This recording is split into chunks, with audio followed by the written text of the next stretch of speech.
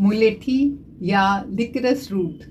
तो इसके बहुत बेनिफिट्स हैं। स्पेसिफिक आपको बता रही हूँ फॉर कफ में रिलीफ पाने के लिए। किसी तरह की खांसी हो, ड्राई कफ है या वेट कफ है, मतलब बलगम रेशा आ रहा है खांसी के साथ, या बिल्कुल सूखी खांसी है, तो दोनों केसेस में आप क्या कर सकते हैं, थोड़ा मुलेठी का पाउडर ले लो। मुलेठी लेकर उसका पाउडर बना लो, इवन मार्केट में मिल जाता है इजीली मुलेठी पाउडर।